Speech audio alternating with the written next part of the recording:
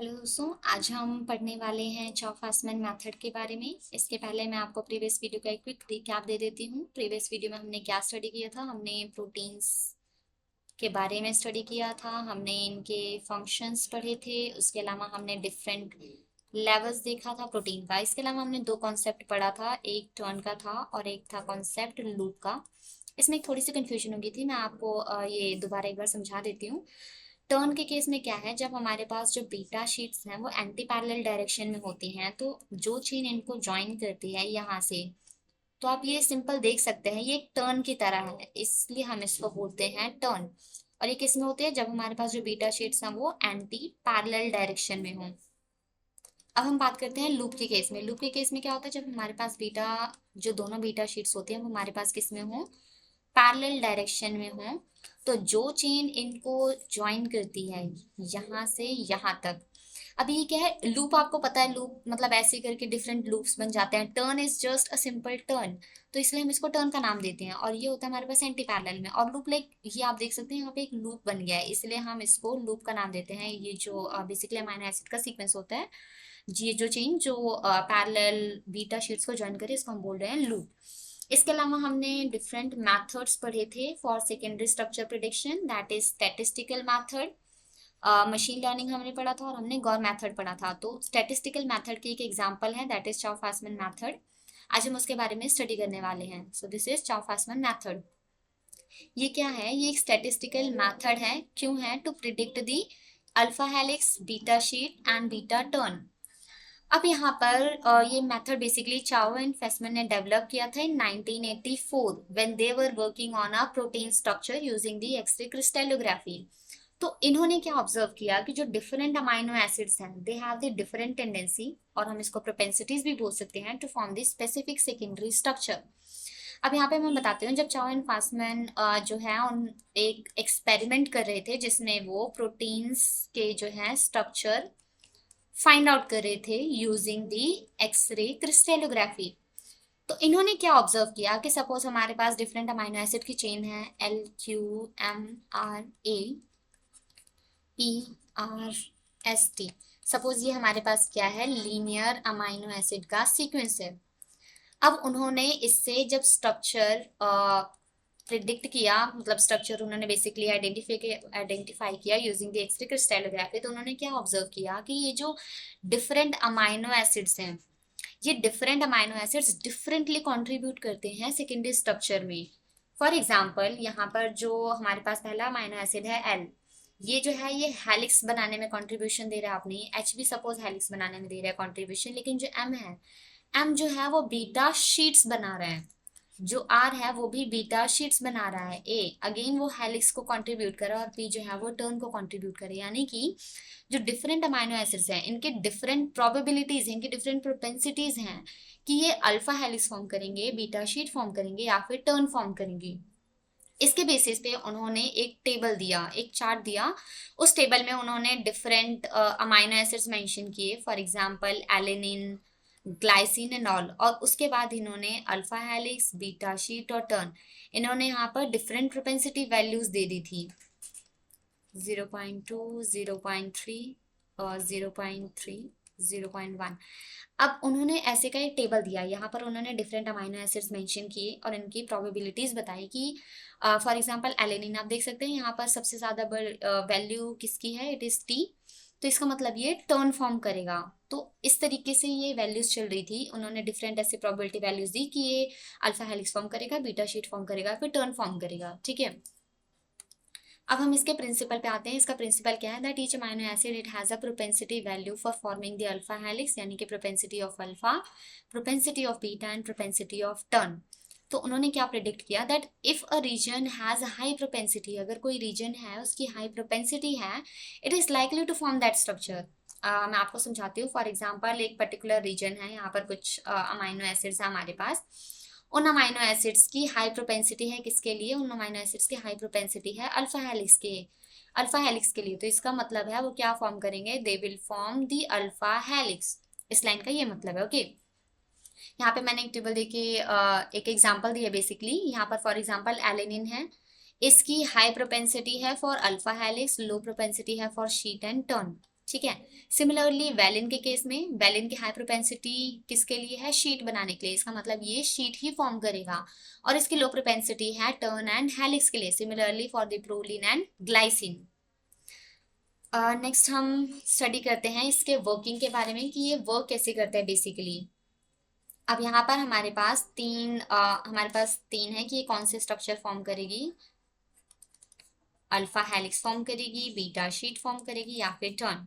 तो यहाँ पर हम लिख देते हैं हेलिक्स। ये है हमारे पास बीटा शीट एंड ये है हमारे पास टर्न। अब इन तीनों में जो बेसिक वर्क फ्लो या फिर स्टेप्स जो फॉलो होते हैं वो एक ही हैं, सिमिलरली ही हैं तीनों में। क्या फॉलो होते हैं? नंबर वन, हमें क्या आइडेंटिफाई करना होता है? हमें आइडेंटिफाई करना होता है न्यूक्लिएशन रीजन को। न्यूक्लिएशन रीजन सबसे पहले हम आइडेंटिफाई करते हैं। I tell you what is nucleation region. उसके बाद हम यहाँ पे एक्सटेंशन करते हैं। उसके बाद हम थर्ड नंबर पे क्या करते हैं? यहाँ पर हम टर्मिनेशन। और ये स्टेप्स फॉलो करने के बाद हमें एंड में पता चल जाता है that which structure it will form. Okay, अब न्यूक्लिएशन रीजन के बारे में आपको बताते हैं। न्यूक्लिएशन रीजन बेसिकली होता क्या है? It is a short segment of amino acid that has a strong tendency to start forming a specific structure. Basically nucleation region वो है जो एक पर्टिकुलर स्ट्रक्चर को स्टार्ट करता है। फॉर एग्जाम्पल यहाँ पर हमारे पास ATGCOQRST, ये हमारे पास क्या है? लीनियर अमाइनो एसिड की चेन है। हम क्या करते हैं? एक स्पेसिफिक विंडो साइज लेते हैं। विंडो साइज मीन्स कुछ पर्टिकुलर हम अमाइनो एसिड रेसिड्यूज लेते हैं। फॉर एग्जाम्पल हमने ये 6 अमाइनो एसिड का एक विंडो साइज ले लिया।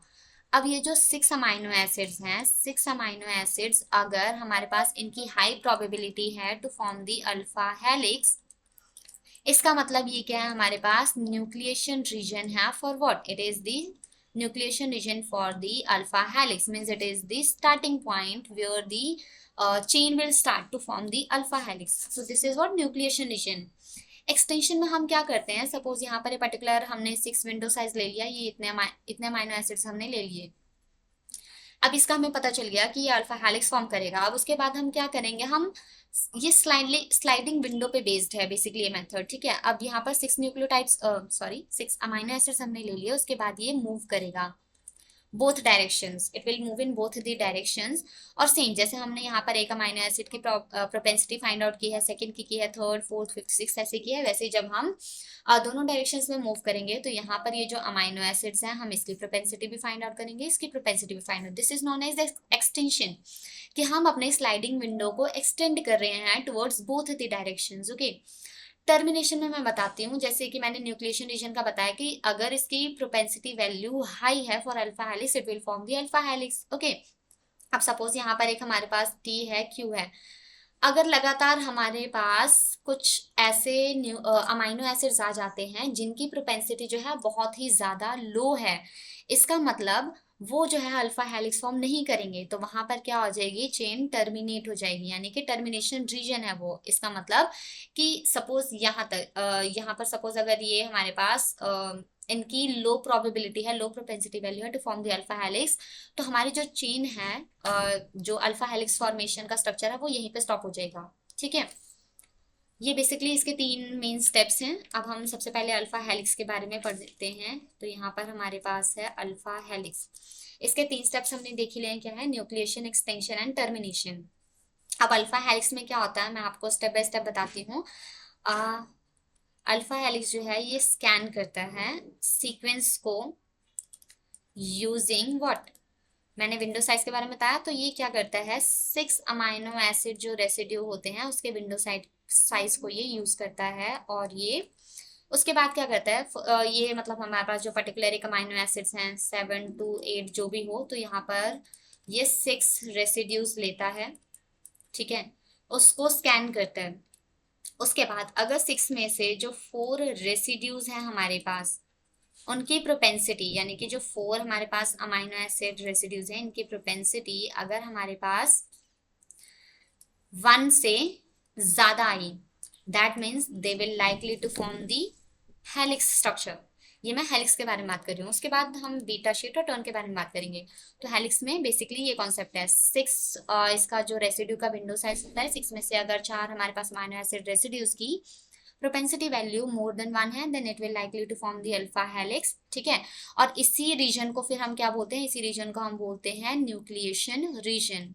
ओके, क्योंकि ये यही इसी रीजन से ये चेन मतलब स्ट्रक्चर बनना स्टार्ट हो रहा है, this is known as nucleation region. उसके बाद हम आते हैं एक्सटेंशन स्टेप पे। एक्सटेंशन में जैसे ही मैंने बताया ATGCQR जो भी है, ये हमारे पास 6 अमाइनो एसिड का विंडो साइज है।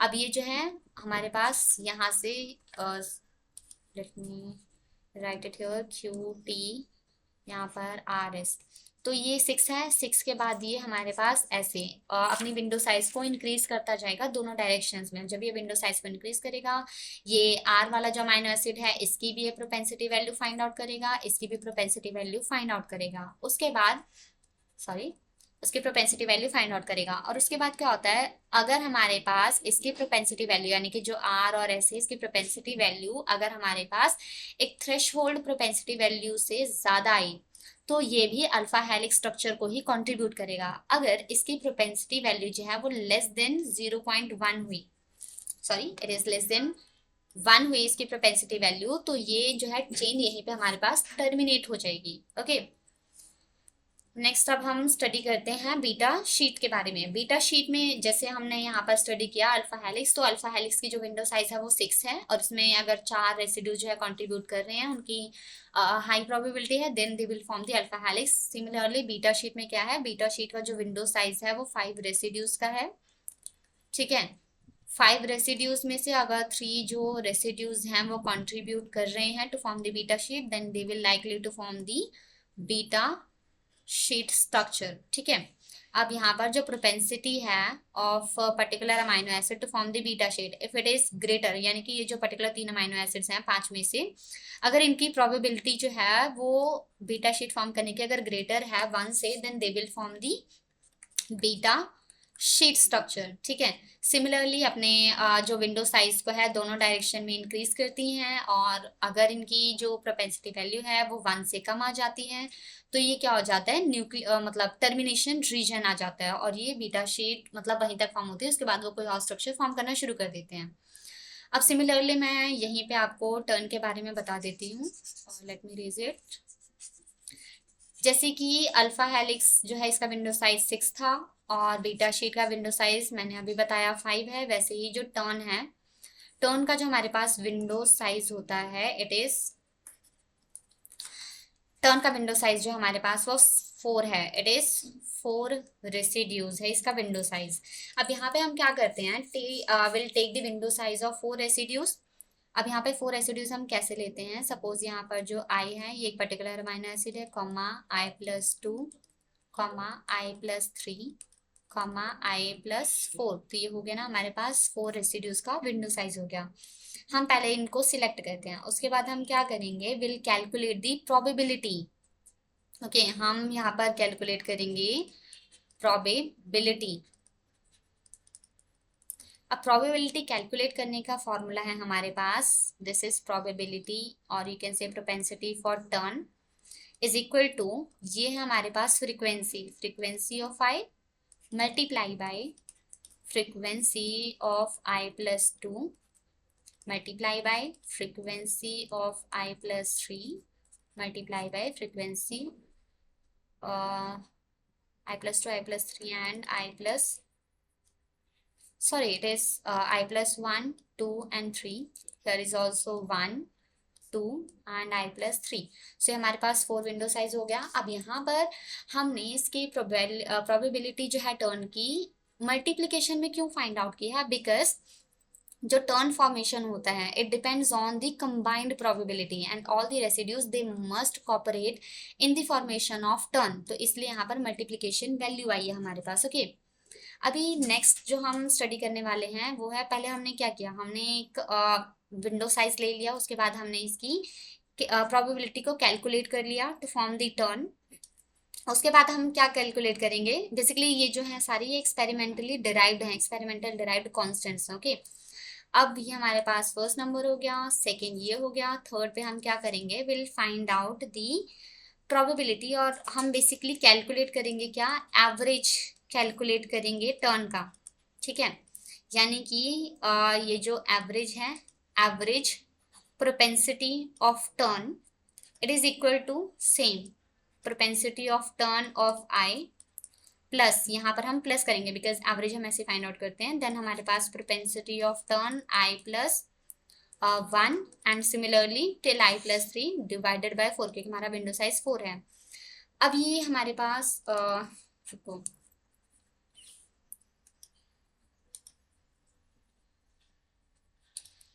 यहाँ पर मैं आपको बता देती हूँ। हाँ, तो हमने यहाँ पर तीन चीजें फाइंड आउट की। सबसे पहले हमने विंडो साइज देखा क्या है, उसके बाद हमने प्रोबेबिलिटी ऑफ टर्न देखा, उसके बाद हमने उसका जो प्रोपेंसिटी वैल्यू है उसका हमने एवरेज कैलकुलेट कर लिया कि वो टर्न फॉर्म करेगी कि नहीं करेगी। अब यहाँ पर मैं आपको बताती हूँ, इसके बाद ये तीनों मेथड्स करने के बाद हम क्या करेंगे, हम अप्लाई करेंगे कुछ कंडीशंस।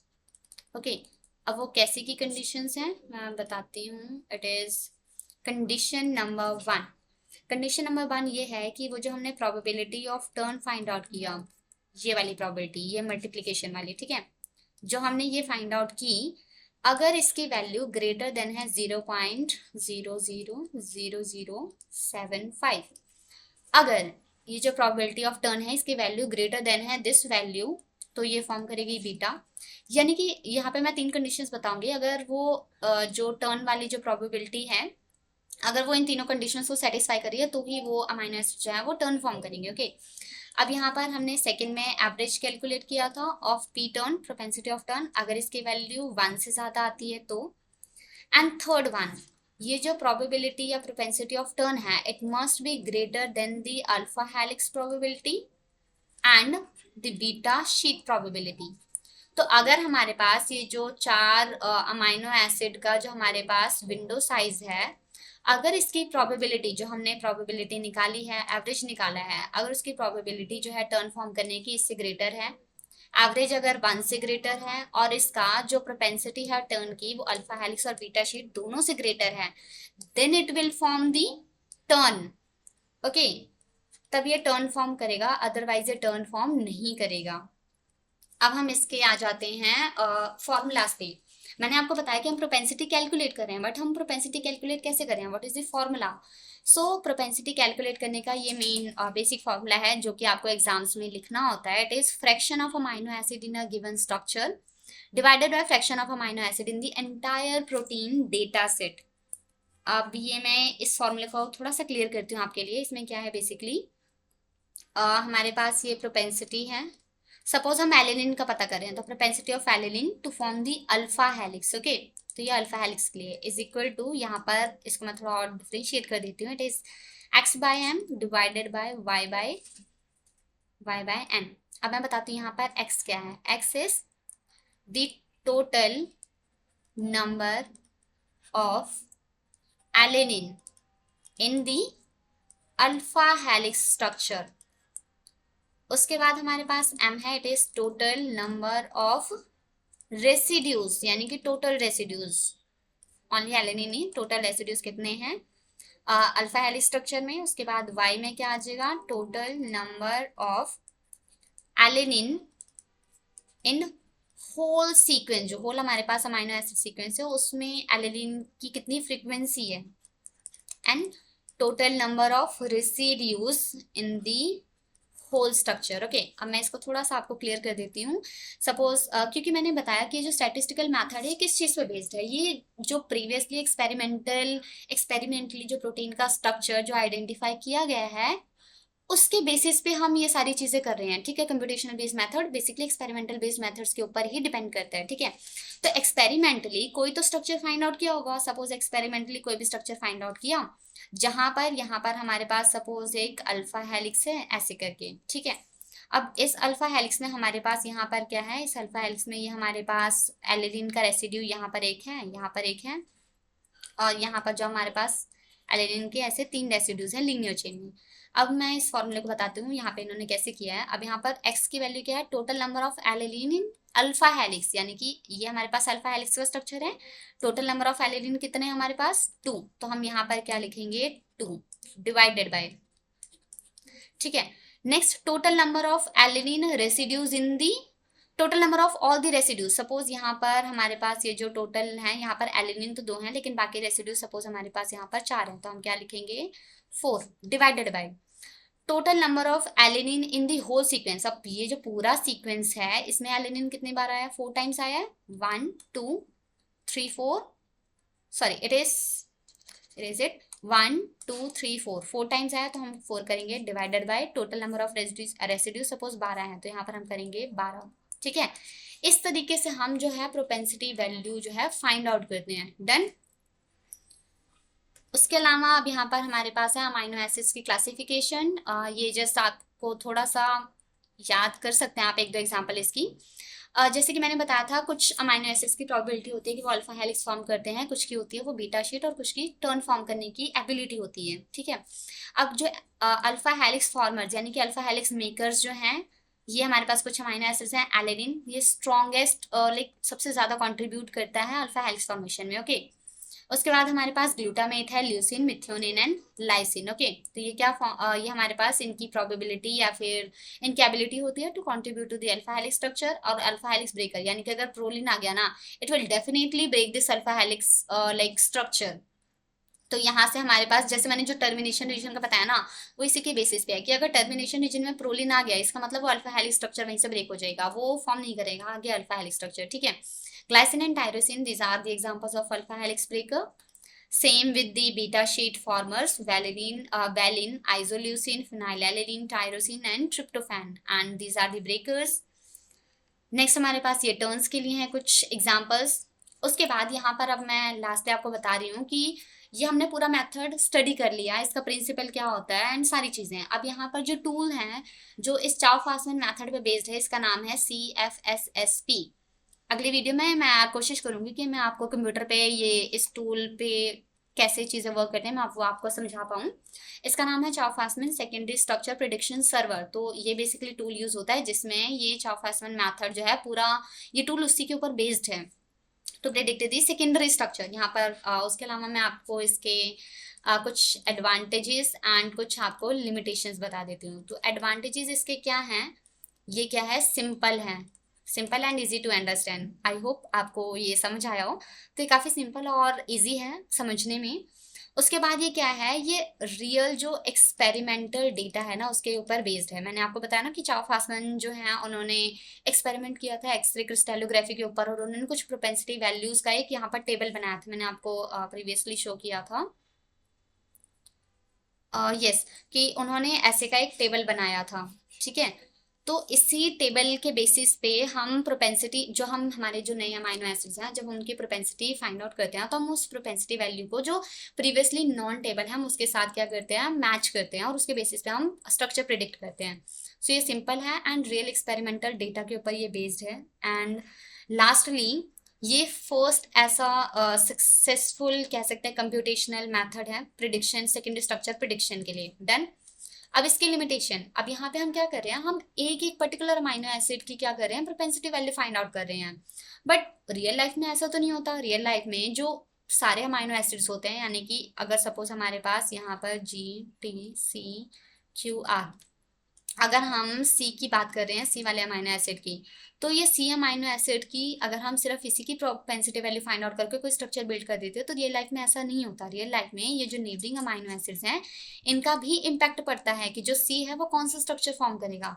तो यहाँ पर क्या करेगा? इसकी ये एक लिमिटेशन है कि ये इग्नोर कर देता है, it basically ignores the neighbouring amino acids को, ये इग्नोर कर देता है। सेकेंड थिंग क्या है? इसकी जो एक्यूरेसी है, क्योंकि ये फर्स्ट मेथड डेवलप हुआ था, तो इसकी एक्यूरेसी थोड़ी कम है। इट इज अप्रॉक्सीमेटली 50 to 60% इसकी एक्यूरेसी है। And thirdly, it can not predict the 3D structure, यानी कि टर्शियरी स्ट्रक्चर को नहीं प्रिडिक्ट कर सकता। तो इसके कुछ लिमिटेशंस हैं, और इन्हीं लिमिटेशंस को ओवरकम करने के लिए सेकेंड मेथड डेवलप हुआ, that is the Gaur method, जो हम अपने कमिंग वीडियोज में मैं आपको गौर मेथड के बारे में भी पढ़ाऊंगी। So this is all for today. Thank you so much. अगर आपको वीडियो अच्छी लगी हो तो लाइक शेयर एंड सब्सक्राइब ज़रूर करें।